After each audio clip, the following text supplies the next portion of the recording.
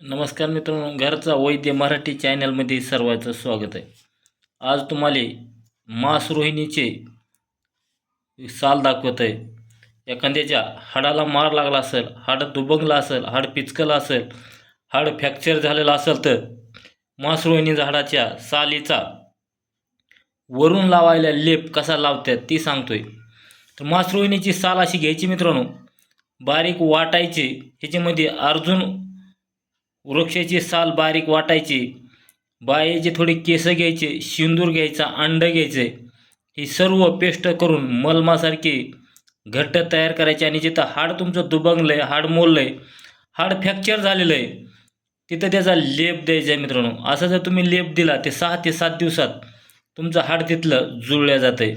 आणि माता माऊलीच्या पाळीच्या टायमाला रक्त कमी जात जाणं, लाल पांढरं अंगावरलं पाणी जाणं, ह्याच्यासाठी ह्याचा आणि अर्जुन अशोकाचे वृक्ष आणि मासरोहिणीचं झाड, अशोक वृक्षाची साल आणि मासरोहिणीची साल ह्याचा दोन्हीचा समप्रमाणात काढा करून घ्यायचा आहे.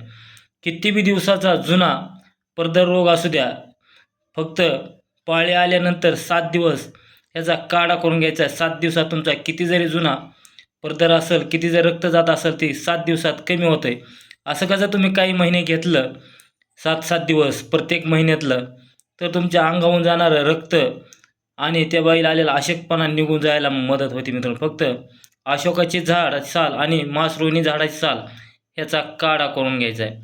दुसरी गोष्ट मित्रांनो, किती बी अंगाला भाजलेला असेल, किती अंगाला जखमा झाल्या असतील भाजून, त्यातून पाणी सुटत असेल, तर ही मासरोहिणीची साल तुम्हाला कापूर आणि मासरोहिणीची जाळून ह्याची राख करायची. आणि ह्याची राख भाजलेल्या जागेवर फक्त मलमासारखी संध्याकाळी झोपताना चांगला घट्ट लेप द्यायचा आहे. लेप दिल्यानंतर मित्रांनो, अवघ्या 1 ते 2 दिवसात त्या जखमेतून व्हायला लागलेलं पाणी, किती जरी पाणी वाहत असेल, किती जरी त्याच्यामध्ये आग असेल, अवघ्या 1 ते 2 दिवसात मधली आग राहते, जखम राहायला मदत होते आणि पाणी सगळं एकाच दिवसात सुटायलेलं बंद होतं, जागेवर जखम थांबते मित्रांनो. एवढी मासरोहिणी वनस्पती कारगर आहे. एखाद्याचे गुडघे दुखत असतील, गुडघे दुखीसाठी ह्याची पेस्ट करून गोमूत्र जर तुम्ही लावली, अगर अशी जरी लावली, तर गुडघे तुमचे दुखी काही दिवसातच बंद व्हायला, गुडघेदुखी बंद होती मित्रांनो. आणि माणूस चलाय फिरायला लागतो. एवढं हाडाच्या विकारासाठी गुणकारी मासरोहिणी हे झाड वनस्पती काम करते मित्रांनो. चला मित्रांनो, असेच नवनवीन व्हिडिओ बघण्यासाठी तुम्ही आपले चॅनल सबस्क्राईब करायचे, लाईक करायचे, घंटीचं बटन दाबायचे. भाजल्यासाठी तर आपण 100% मित्रांनो ह्याचा वापर केलेला आहे. हाड मोडल्यासाठी ह्याचा वापर झालेला आहे.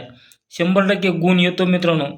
भाजल्यानंतर 20 मिनिटातच आग तर कमी व्हायला चालू होती, पण 1-2 दिवसात आग पूर्णपणे बंद होती. पण जखम जर जास्त असली तर मित्रांनो, जखमेची काही तीव्रता जास्त असल्यावर ती खपल्या गळायला टाईम लागतो मित्रांनो. तर ही मित्रांनो मासरोहिणी झाडाचे काय आपण उपाय सांगितले. जरी कुणाला मासरोहिणीची साल लागली तर आपण त्यांच्यापर्यंत पोहोचवू. तर बघा, अशी मासरोहिणीची साल लालसर असते, पण आता पावसाळ्याच्या दिवसामुळं पांढरी पल्ली वाळत नाही वातावरणामुळं. चला मित्रांनो, ही व्हिडिओ प्रत्येकपर्यंत पोहोचा. भाजलेला असेल, हाड मोडलेला असेल, लेडीज माता माऊलीचे काही आजार असतील, पाळीचे पिरियडचे पडदा रोग असेल, तरी चला प्रत्येकापर्यंत व्हिडिओ पोहोचवा. लाईक करा, चॅनल सबस्क्राईब करायचे, जेणेकरून तुम्हाला असेच नवनवीन माहिती तुमच्यापर्यंत पोहोचायला मदत करते. घरचा वैद्य मराठी चॅनल आणि घरचा तंत्र. माझा नंबर आहे 97 63 68 93 68. राहायला पुणे हडपसर, पाडे मामा. जय हरी, जय धन्वंतरी भगवान.